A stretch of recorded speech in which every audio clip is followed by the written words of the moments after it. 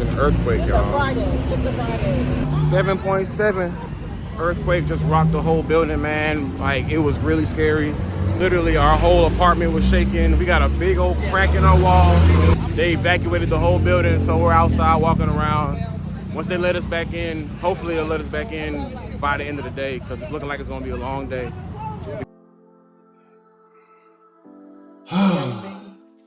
Yeah.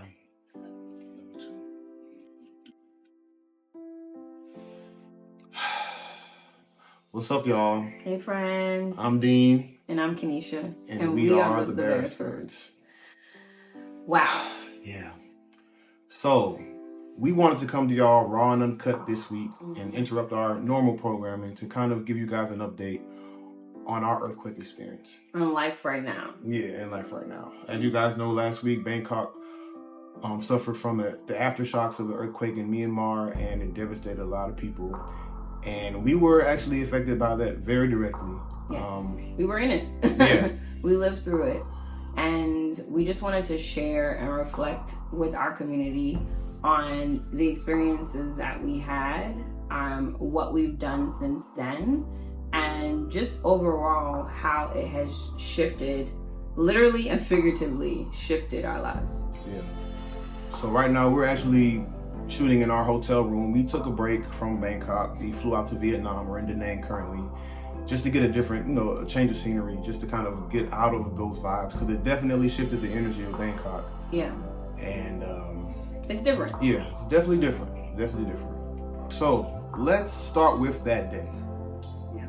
So we had literally just showered. We were about to make brunch, and we're chilling in our living room. It's a regular Friday. We have plans like any other Friday. And it was actually your goddaughter's birthday. Yes, so it was my goddaughter's birthday in the U.S. and I was on FaceTime with her a little bit after 1 o'clock Eastern Standard Time. And I was sitting on the couch with Dean. We were about to make some brunch, just chilling on a Friday. Yeah. And shit went left. Excuse my French. Right. All of a sudden my phone starts going off crazy. So I'm looking at my phone, and a group that I'm in the northern part of Thailand is texting the group saying, "Did y'all feel the earthquake?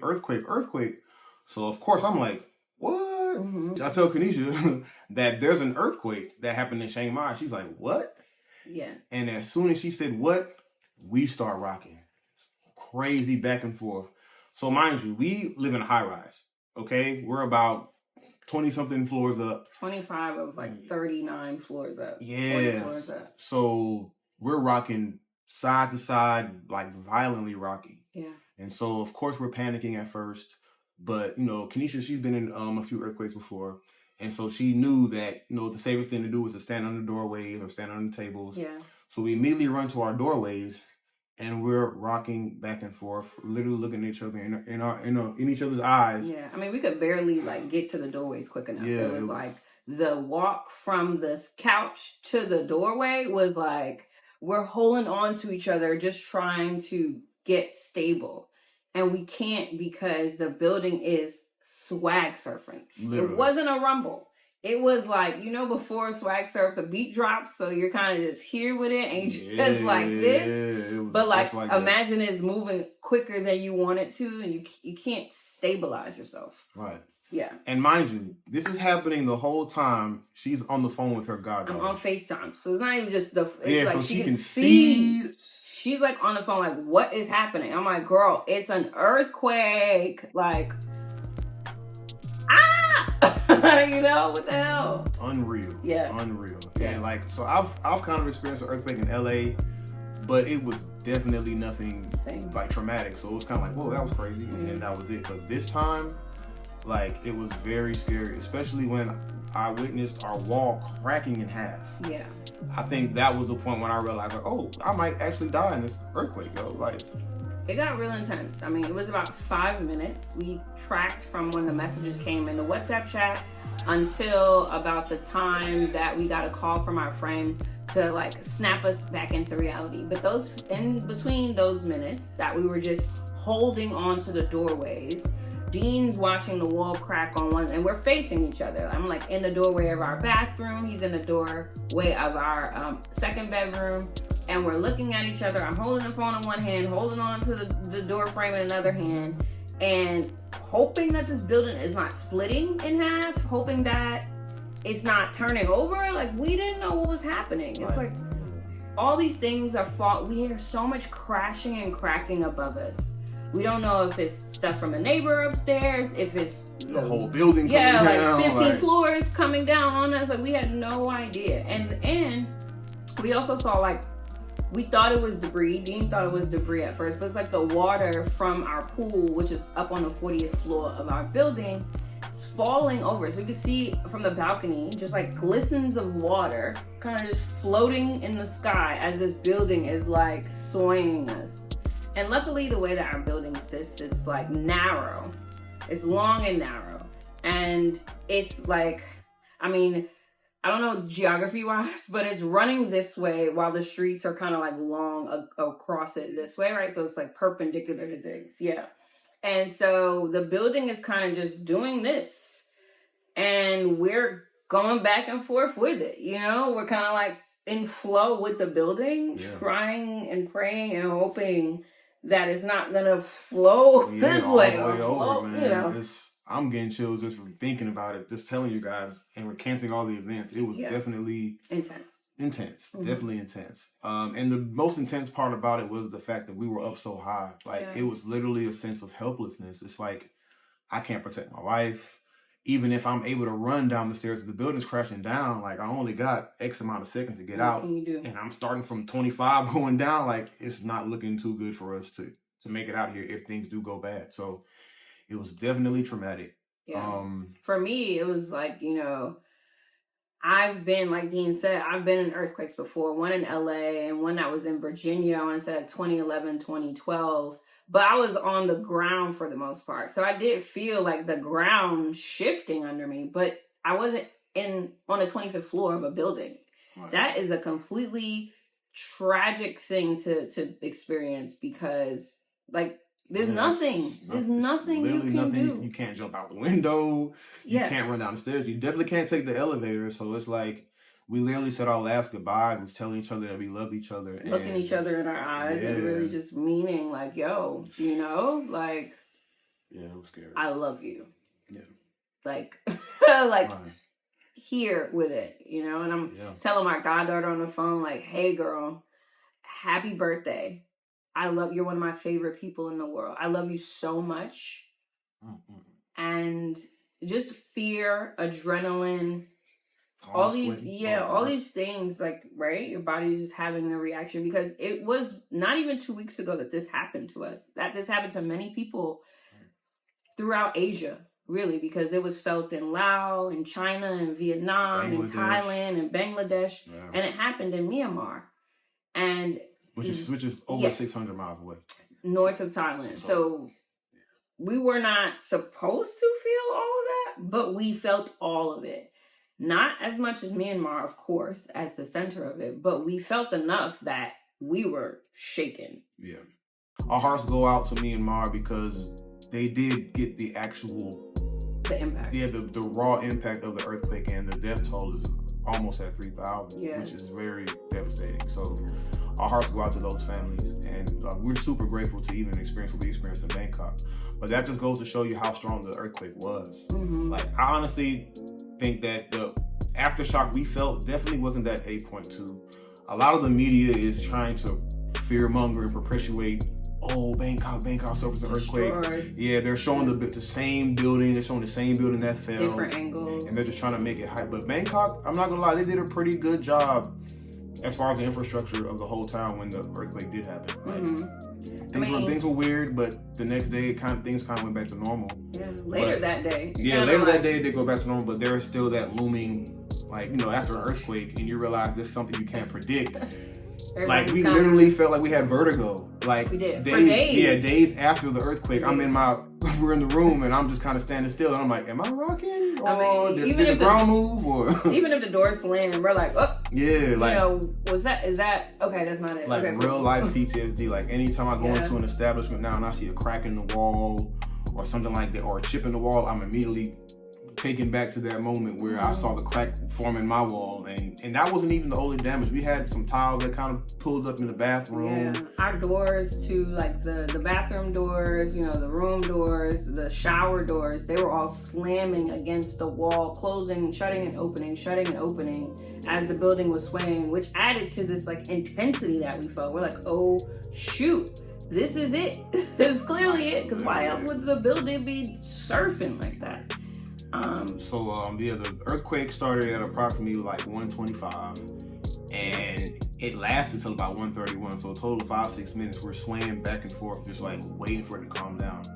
And like Kenisha said, our friend who stays on a higher floor than us, she was already booking it down the stairs, and she realized that she didn't see us in the stairwell, so she called Kenisha and was like, "Get the out the building!" Right. Shout out to community though. You know absolutely. Shout out to having people who love on you, who care for you. Yeah. Shout out to Keela and Jay for really holding it down, for being our family away from family. Yeah. Because without them, we were kind of stuck. You know, when you're like in a traumatic experience and you freeze, and even though we weren't literally frozen, we were frozen. Yeah. Because for me, it also brought up like PTSD from 9/11, right? Growing up in New York and experiencing that, hearing all the stories about people who had died in the staircases, getting trampled, just the panic that happens when people are like running together, right? That's real.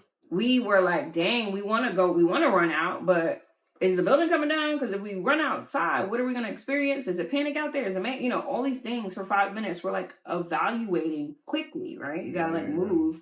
And we just couldn't move. But as soon as Key called us and was like, get the out the building. Yeah, we sprung into action. We were like, go. I told my guy, I'm like, girl, I'm calling you back.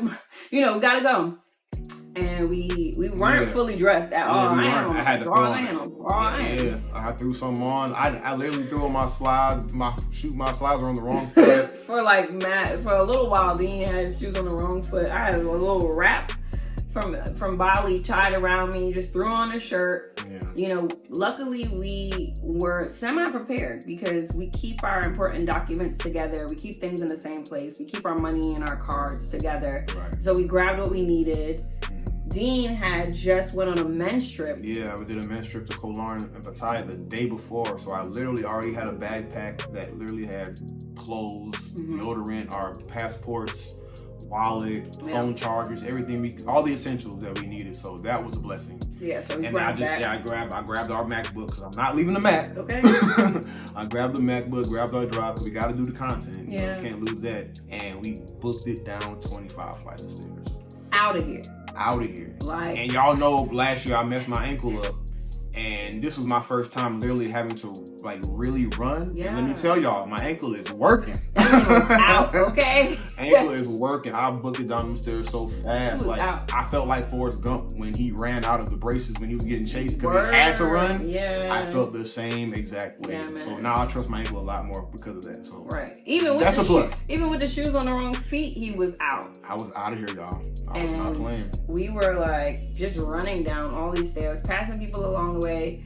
Luckily, right. And the heart Kenisha has, like, I know you're probably about to get to No. There was an old lady walking down the stairs, and when I tell you, she's like, it's like struggle, like each step. Like tortoise. It's taking so long.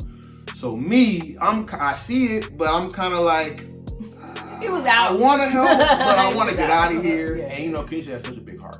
Kenisha's not the type of person that's going to leave somebody behind. And of course, she helped her down a few flights of stairs.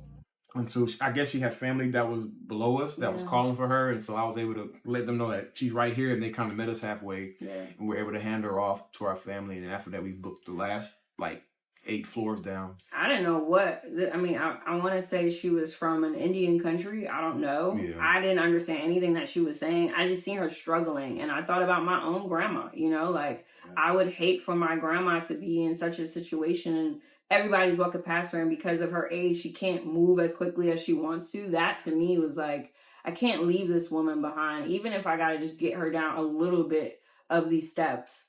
I would eventually been like, Dean, we got to pick her up and let's run. That's right. But I didn't have to. We didn't have to do that, luckily. But I did help her. I'm like, come on, girl. You know, damn near dragging her down the stairs with word. me because I was not about to just leave this woman behind. And that was like the third person that I had offered help to, because there were 2 other older people that I was like, are you good? Are you good? You know, I'm trying to make sure that people are getting out and saving myself. Like, I'm not trying to kill myself, you know, but I do have this heart of mine that I can't see people down bad. I can't, shout out to my mom for that. I think my mom instilled a lot of that in me. Like, you help your elders, you help people. Yeah, man. I know she was super thankful for us helping her, man, and you know, we were able to make it downstairs. Yeah. And man, as you guys see, we're still feeling the after effects of this, man, even 2 weeks later. It's just scary, man. Like, it's so scary to know that everything can change in an instant.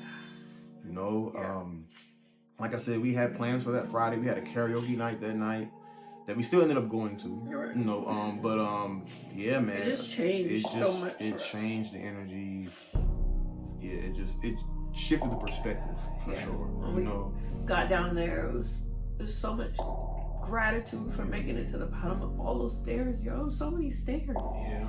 And we got down there, and there were already people outside, and we saw like water was everywhere. It was cracks everywhere. You know, people are kind of. It wasn't like people weren't panicking though. Right. I feel like that was something that I noticed very early on. No one was screaming. Yeah. It wasn't yelling happening. People were kind of just like, whoa, you know, like the reality of what that was kind of sunk in. And luckily, again, this was like 1:30 in the afternoon, so a lot of the people were at work. Hopefully they all weren't in massive high-rises like we were, but a lot of people were not home, like the digital nomads, the moms and dads who were working from home or staying home, and the old, you know, the elderly people.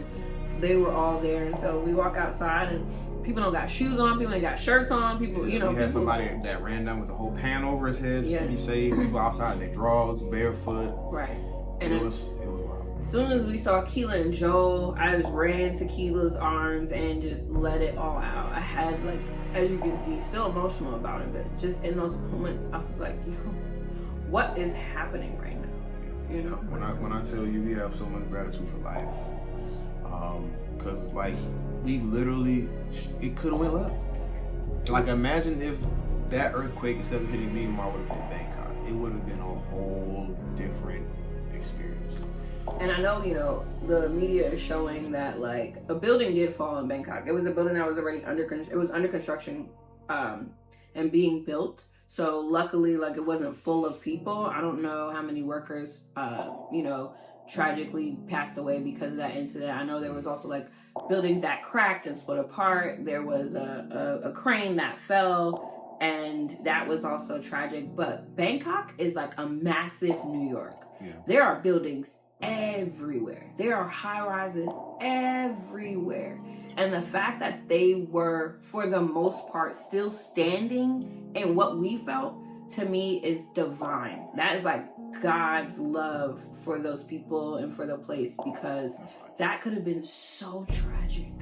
Like a massive catastrophe could have happened that Friday in Bangkok, because there are a lot of buildings. Yeah. And you got the BTS, right? The trains, that run right above ground. All that could have crumbled too. Like, it was a lot. It could have been literally like the movie 2012. You know, if it was anything greater than what it was. So, just super thankful to be alive. Super thankful to be able to share with y'all. And like, as you see, we are okay.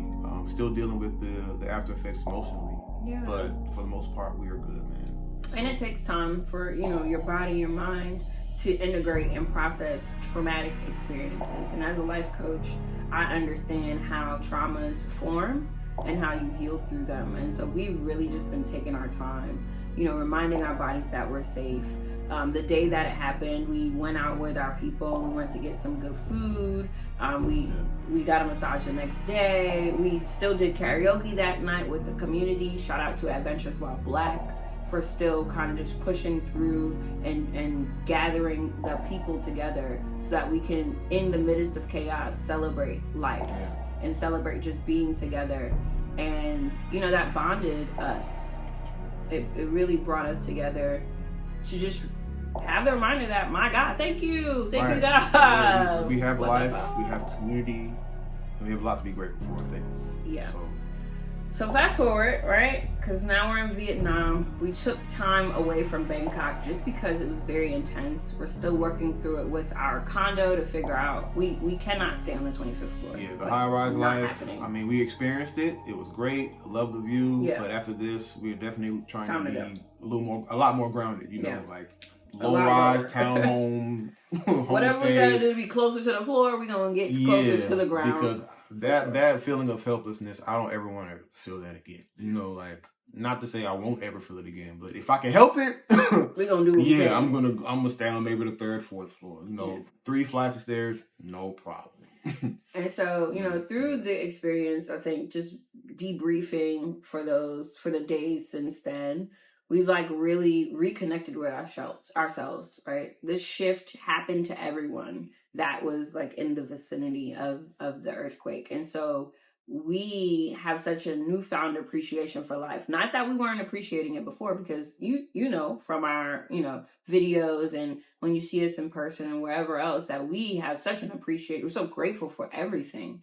But when you live through something like that, when you think you're gonna die, you don't die, and then you live, that stirs something in you. And I think that it has aligned us differently for us to value like our safety, our sanity, being grounded, you know, like community, right? It, for me, activated in me like a little more turn up for myself, because I'm already turned up. Right. we turn up all the time. That's right. And you know, we're really out here living our best lives, man. And I think one of the most beautiful moments of this whole situation was the fact that we thought we were gonna die, but we were at peace with it. Yeah. You know, like Kenisha literally was telling me about how she hurt in her head. Good job, Kill. Yeah. Like we've lived a pretty good life. We were so content. Yeah, I was no content. Regrets. Yeah, if anything, like first of all, ain't nothing you can do about it if it was to happen. But to be at that crossroads and to know in your own spirit that you don't have any regrets, you don't feel like you have to call this person to apologize or do like none of that. Clear and at peace, and that was a beautiful part of it as well. To know that we are aware that we're living in alignment already. Yeah. So if anything was to happen, we were together. Okay. Yeah, and we were together. You know, like, you know, this is my person right here. You know, so to be with somebody that I love, like, dearly, to experience that, like, it was an ideal way to go. But thank God we're still here. Okay. But you know, And so, I mean, like we said, we just wanted to share that experience of that day because it really impacted just the way that we're moving in our lives moving forward. And it's important for us to be transparent and vulnerable with our community. And I think that's what the Beresfords are about, right? The connectivity, the relatability, vulnerability, right? And just being in community in the world of people. Right. That's what we do. Exactly. We want to show y'all that we're just like you all. You know, we're not millionaires out here balling, that's taking private jets and staying on the top. Like, nah, like we're regular people. And even if we were millionaires with jets, we would still be who we are. You know what I'm saying? That's right. We just have a little bit more money. And then this is how we've done it. Right. You know what I'm saying? Like, if you want to take some gems for us, perfect. Because that would probably be helpful. But here is how a millennial couple creates content and lives their lives and builds community around the world. That is why we started the channel. Yeah. And also too, man, a lot of people are leaving Bangkok because of this. As for us, we're not going. We're not going. It's going to take more than a little earthquake. Well, not a little earthquake, but it's going to take more than an earthquake to get us to just leave. There's earthquakes everywhere. Right, like we said, Kenisha's experienced 2 other earthquakes, and I've experienced an earthquake in LA as well. Yeah. So it's like, that's not gonna push us. Not the deal breaker. That wasn't like, we didn't come to Bangkok to live amazing, you know, of course we did, like, live amazing lives, but we came here to grow and to develop, and these are the things that help you do just that. So it's not gonna drive us away because we're still gonna have to grow at home. We're still gonna have to grow back in the US. And that's just a lot more challenging for us to do there. Like we said, like Bangkok is being purged right now, and I think it's for the better, you know. Yeah, there's a different energy. There are a lot of you got these passport roads and all these people that are just showing this content about how cheap it is to live out here, come out here and live like a god. And it's cool to experience that, but a lot of people were moving out here for the wrong reasons, trying to escape their responsibilities back home. It's like coming out here with coming out here with no money, just thinking that because everything's affordable that you can just thrive.